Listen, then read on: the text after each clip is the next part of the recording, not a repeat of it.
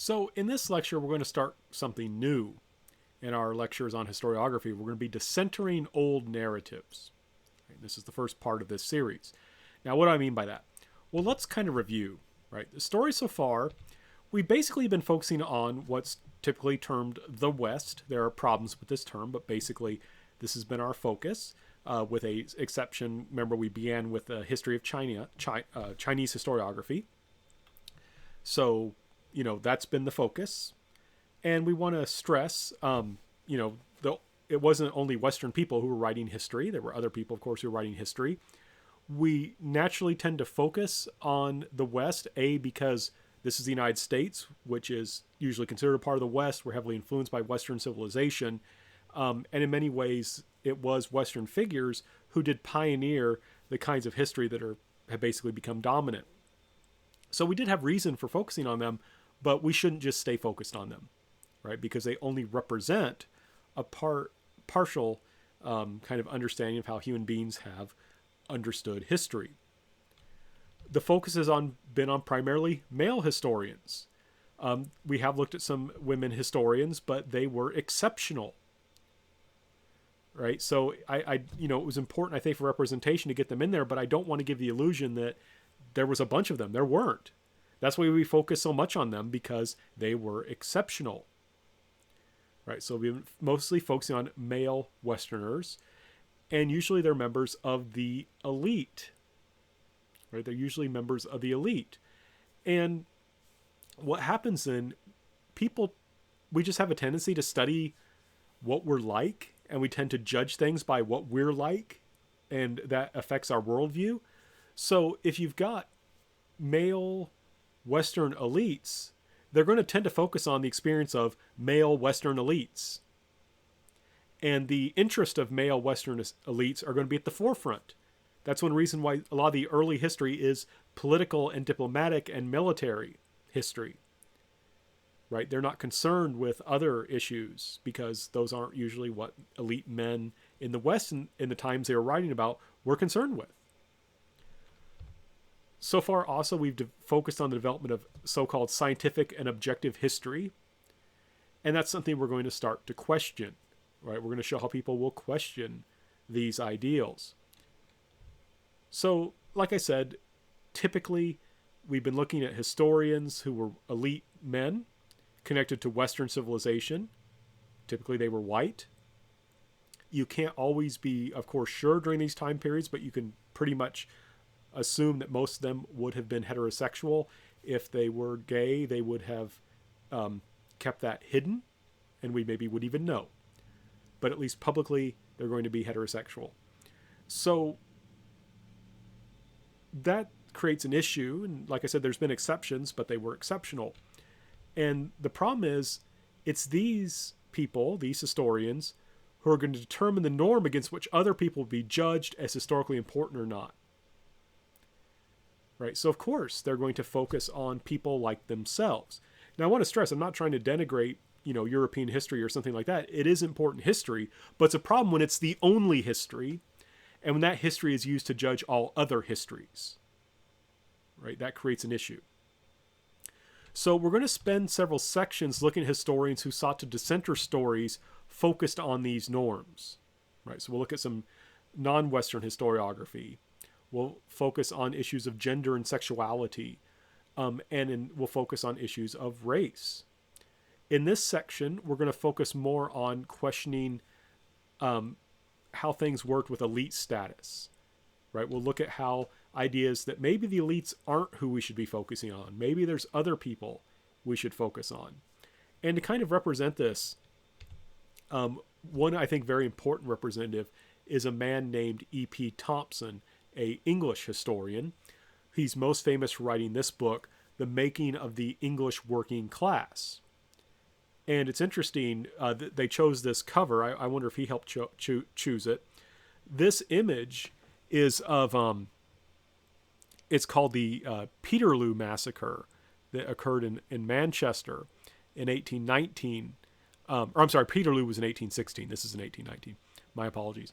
But basically, after the Napoleonic Wars, you had English working people who were frustrated by their situation, who thought that the country and its laws were aimed at helping the elite, weren't aimed at helping these working people who would become eventually the working class. And they protested, and the elite literally hacked them down with swords.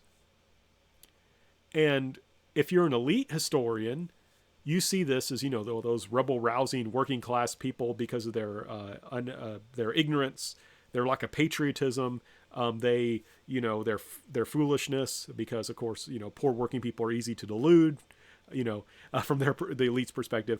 Those people threaten order, but fortunately, the middle and upper classes came in and put down that threat.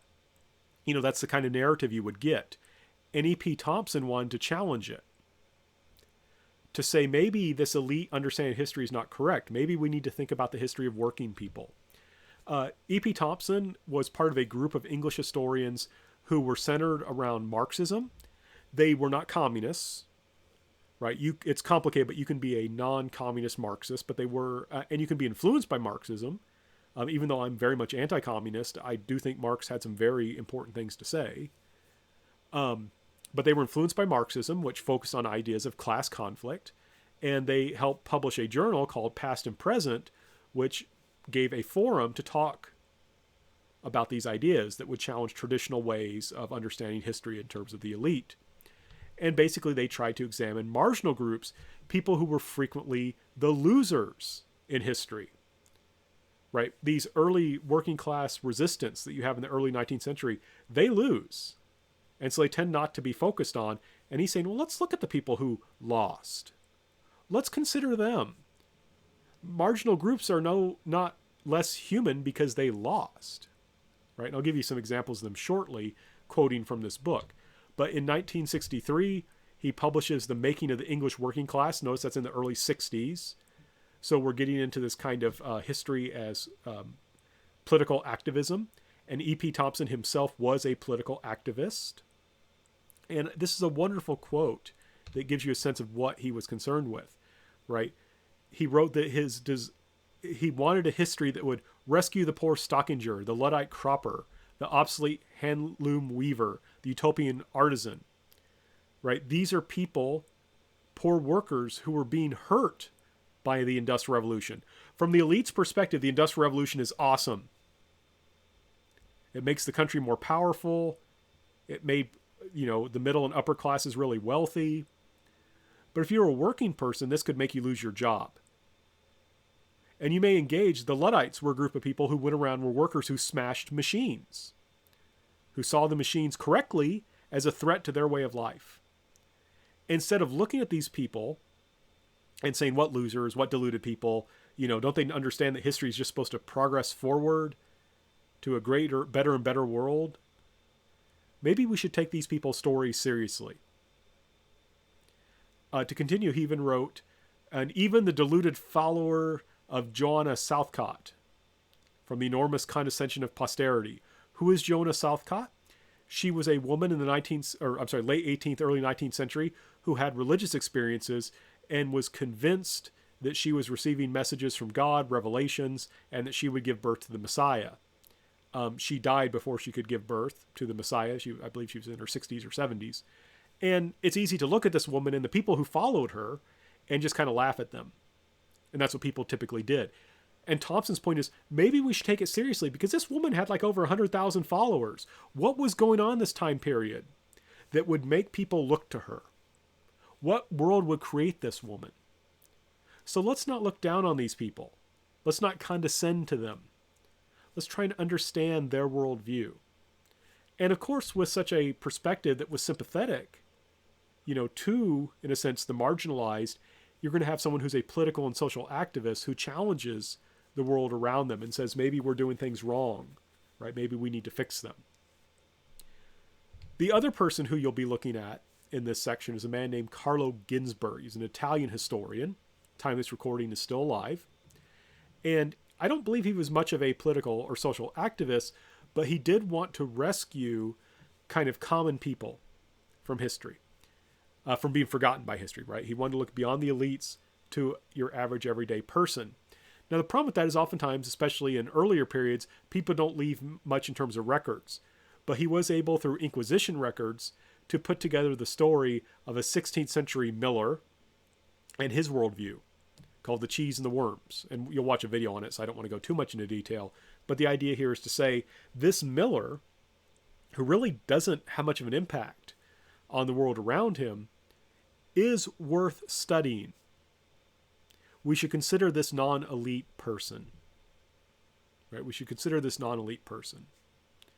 Now, in this section, we focus on issues of elitism, of class.